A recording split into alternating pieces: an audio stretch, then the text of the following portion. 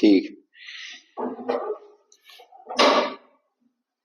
ठीक है। इसमें कुछ बातें लिखी हुई हैं, मतलब बात कर रहे हैं किस चीज की, अकाउंटिंग रेशियोज की।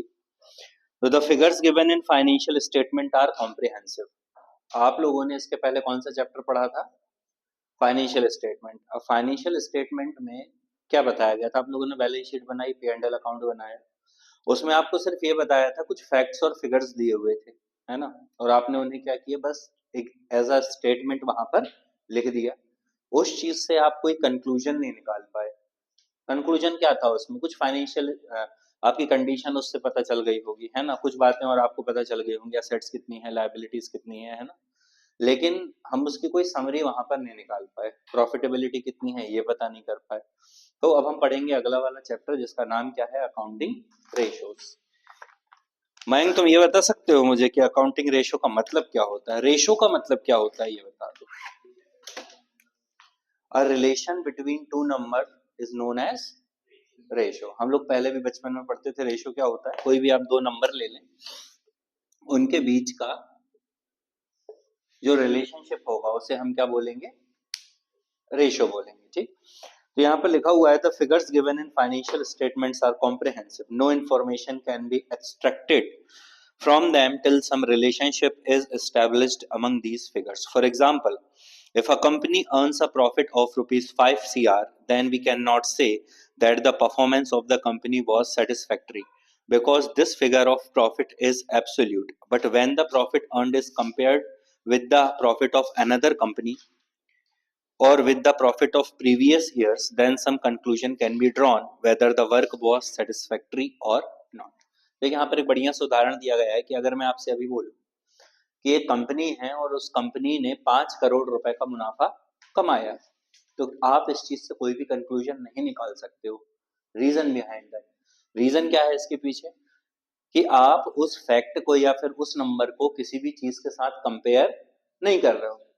कंपैरिजन कहाँ कर रहे हो आपने? मैंने बोल दिया भाई मेरी कंपनी है, उसने पिछले साल 5 लाख रुपए कमाए, 5 करोड़ रुपए कमाए। आप बोलोगे ठीक है सर, अब क्या कंक्लूजन, क्या बात बढ़ाएं उसके आगे। लेकिन अगर आप उस नंबर को या तो प्रीवियस ईयर के साथ, आपका पिछला जो प्रॉफिट है उसके साथ कंपेयर करो, या फिर आप उसको किसी और कंपनी के प्रॉफिट के साथ कंपेयर करो, तब आप उसका क्या करोगे, एक कंक्लूजन निकाल के लेकर आओगे। ठीक है, और जो कंक्लूजन आप वहां पर निकाल रहे हो उसी को हम क्या कहते हैं, रेशो। और कंक्लूजन कैसे निकाला हमने? दो नंबर्स जो हमें दिए थे उन दोनों को आपस में क्या किया, कंपेयर किया। करते थे ना बचपन में, एक क्लास है, उस क्लास में 20 लड़कियां हैं और 40 लड़के हैं, अब उनका रेशो क्या होगा? ऐसे क्वेश्चंस आते थे ना, 20 ऊपर लिखते थे, 40 नीचे लिखते थे, और फिर हम उन दोनों को 21 जा 20, 22 जा 40, हाँ सही कह रही हूँ, 22 जा 40, आंसर क्या आ गया, 1/2। तो हमें पता चल जाता था 1/2 से कि 1 जो है वो किसका रेशो है, जो भी है, गर्ल्स का है, लड़कों का। तो नंबर ही देख के पता चल जाता था कि लड़के ज्यादा है या लड़कियां ज्यादा। लेकिन अब हम अकाउंटिंग रेशियोज की बात कर रहे हैं, तो इसमें सबसे पहले तो आपको दो तीन चीजों का ध्यान रखना है। वो क्या क्या है? जो इसमें फॉर्मूले हैं उन्हें अच्छे से आपको याद करना है। साथ ही साथ हर एक फॉर्मूले का हम यहाँ पर कुछ न्यूमेरिकल्स करेंगे, साथ ही साथ उस न्यूमेरिकल में कौन कौन से फिगर्स जो हैं वो याद रखने वाले हैं, ऐसे कौन से फिगर हैं जो मिसिंग है। कई बार आपको पूरी जानकारी नहीं दी होती है, तब आप उस कंडीशन में क्या करते हैं, उस फिगर को वहां पर फाइंड आउट करते हैं। और भी तरीके हैं, तो हम धीरे धीरे इसको पढ़ेंगे। अच्छा, मीनिंग इसमें ये सब तो आपको आएगा नहीं, ये भी छोड़ दो। हाँ, ऑब्जेक्टिव्स की हम बात करते हैं। ठीक है, मैं मेन मेन क्वेश्चन ही आपको पढ़ा रहा हूँ। Now what are the objectives of accounting ratio? Anushka, कुछ बता पाओगी ऑब्जेक्टिव्स के बारे में?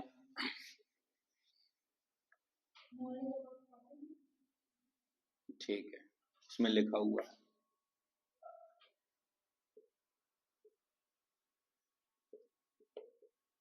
है ना, लाभदायकता। मेजर्स ऑफ प्रॉफिटेबिलिटी, आपके कंपनी की लाभार्जन की क्षमता का ज्ञान कौन सी चीज कराती है? रेशो।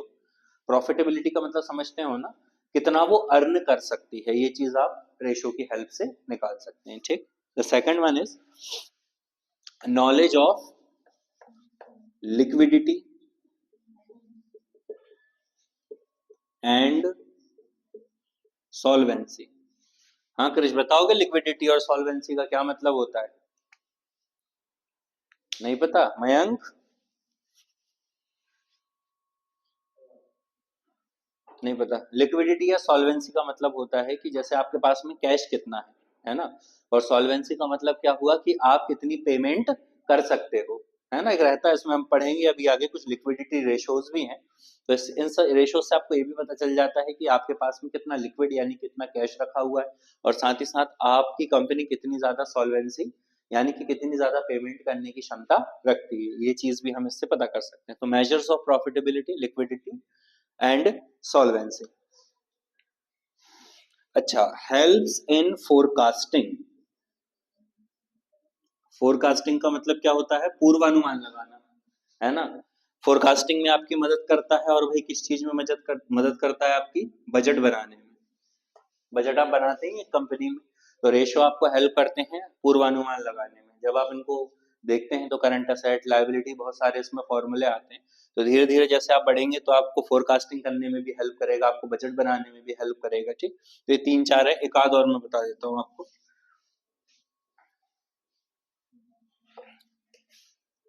मेकिंग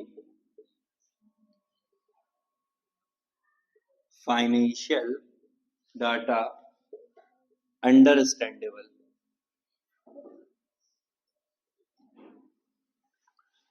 आपका जो फाइनेंशियल डेटा या डाटा जो आपको मिलता है, आप उसको समझ भी सकते हैं with the help of accounting ratios. अब डेटा तो बहुत सारा है ना। जैसे आप कोई भी क्वेश्चन देख लो इसके पीछे का, चलो मैं ये बता देता हूँ।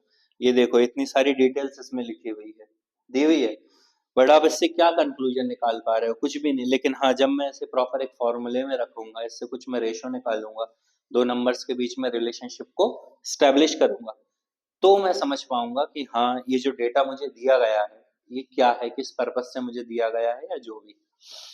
ठीक, हो गया है ना।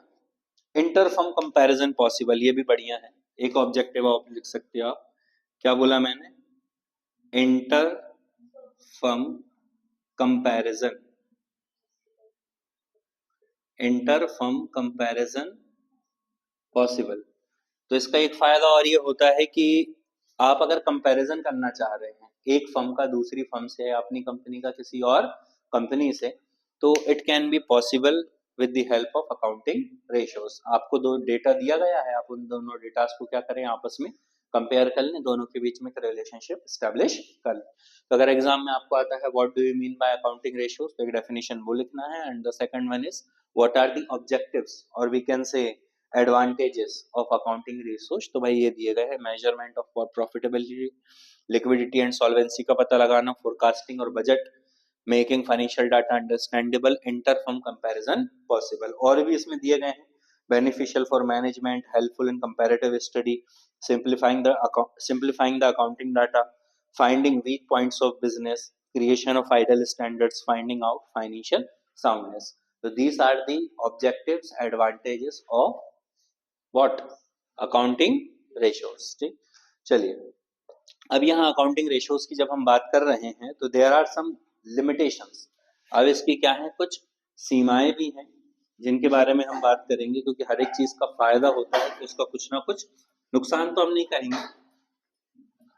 बट इसकी कुछ लिमिटेशंस यहाँ पर देखने के लिए मिलती हैं, ठीक।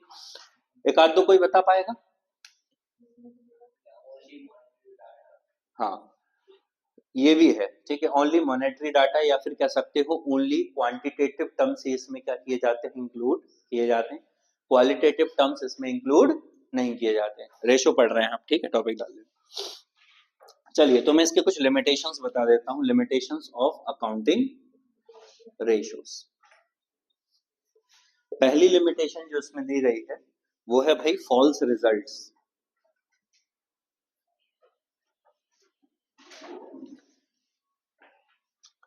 If there has been carelessness in making financial statement or incorrect figures have been used, then this limitation will also affect the ratio analysis and result will not be trustworthy. आपने ratio बना रहे हो, आप ratios निकाल रहे हो, but ratio में अगर आपको जो डेटा दिया गया है वो कैसा है, इनएक्यूरेट है, सही नहीं है, गलत डेटा आपको प्रोवाइड कर दिया गया, या फिर बहुत ही लापरवाही भरे तरीके से आपने अकाउंटिंग रेशियोज को सॉल्व किया है, या अपना कोई एनालिसिस निकाला है, तो जो रिजल्ट्स आएंगे वो कैसे आएंगे, फॉल्स। फॉल्स यानी कि गलत, ठीक। तो थोड़ा सा आपको केयरलेस नहीं होना है जब भी आप इन क्वेश्चंस को सॉल्व करें या जब भी आगे चल के करते हैं तो बहुत ज्यादा ध्यान से और समझ के सही से करें, वरना जो आंसर आएगा वो बहुत ही ज्यादा गलत आएगा। फिर आता है आपको lack of universality. Lack of universal क्या मतलब हुआ भाई इसका? हर जगह एप्लीकेबिलिटी नहीं है, ये समस्या है। जैसे हम मैनेजमेंट वगैरह पढ़ते हैं तो मैं आपको बार बार बोलता हूँ कि भाई ये कंट्रोलिंग की कोई भी प्रोसेस है, मैनेजमेंट पे हमने प्लानिंग वगैरह पढ़ा तो मैं बोलता था वर्ड का हम यूज करते थे यूनिवर्सल, सार्वभौमिक या सर्वव्यापक, हर जगह ये चीज एप्लीकेबल होगी। बट अकाउंटिंग रेशियोज के साथ में ऐसा नहीं है। इसमें लिखा है for financial analysis no universal terminology has been developed, analyst use methods at their own wish. तो एक पर्टिकुलर फॉर्मेट नहीं है हमारे पास में, जो भी एनालिसिस करने वाले होते हैं वो अपने हिसाब से, जैसे उनकी इच्छा होती है वो अपने हिसाब से कोई भी मेथड यूज कर देते हैं। यहाँ पर कुछ मेथड्स थी, हालांकि वो आपके एग्जाम में नहीं आने वाली, तो मैंने अभी उनको बताया भी नहीं है। इसमें से थोड़ी सी आएगी तो हम इस पर भी चर्चा कर रहे हैं। अच्छा, ये चीज है समझने वाली, जो मैं थर्ड लिख रहा हूं, लैक ऑफ स्पेसिफिक स्टैंडर्ड्स। क्या लिखा हुआ है? Lack of specific standards. इसका क्या मतलब है? Commonly prevalent ratios are not used, hence idle ratios have not been developed for this. For example, idle ratio between current assets and current liabilities is considered 2:1, but if the amount is deposited in the bank, then even 1/2 is considered to be idle. एक हम ratio पढ़ेंगे अभी आगे जाके, है ना, तो ऐसा माना जाता है, इसके लिए कोई आपके पास में स्पेसिफिक स्टैंडर्ड्स नहीं है। जैसे हम अभी तक करते आ रहे थे ना कि हर एक चीज को एक प्रॉपर फॉर्मेट में हमने जमाया और उसके हिसाब से हमारे आंसर्स निकलते आते हैं, तो हर चीज वो हर जगह यूनिवर्सल भी है, हर जगह क्या होंगे, एप्लीकेबल भी होंगे। लेकिन रेशो के साथ में समस्या क्या हो जाती है कि इसमें, जैसे मैंने अभी बोला, करंट एसेट और करंट लायबिलिटी, करंट एसेट और करंट लायबिलिटी, इनका रेशो कितना होना चाहिए? 2:1। ये आइडल रेशो माना जाता है। ये हो गई एसेट और ये हो गई आपकी लायबिलिटी। आपके पास में एसेट 2 है और लायबिलिटी क्या है? 1। ओके, कोई बात नहीं।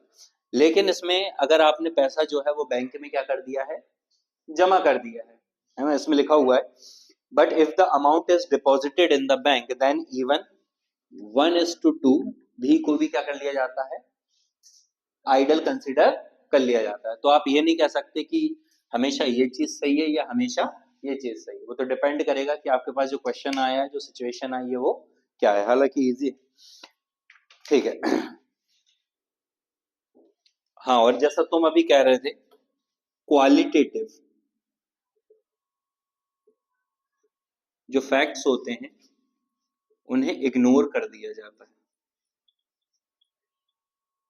जो क्वालिटेटिव फैक्ट्स होते हैं उन्हें इग्नोर कर दिया जाता है। जैसे हमने पहले ही पढ़ लिया कि रेशो क्या है? दो नंबर्स के बीच में रिलेशनशिप को बिल्ड करना क्या कहलाता है? रेशो कहलाता है। तो उसमें क्वांटिटेटिव ही टर्म्स की बात की जाती है, जो क्वालिटेटिव फैक्ट्स होते हैं, है ना। और अपार्ट फ्रॉम द नंबर्स बहुत सारी चीजें होती है कंपनी में, उन सबको क्या कर देते हैं हम? इग्नोर कर देते हैं। अब फिर कंपनी में क्या चल रहा है, कोई चीज कैसे हुई, क्या हुई, ये चीज हमें मालूम नहीं है। अच्छा, पर्सनल ठीक हो गए, कितने बता दी मैंने? 4। एक आध और हम पढ़ लेते हैं।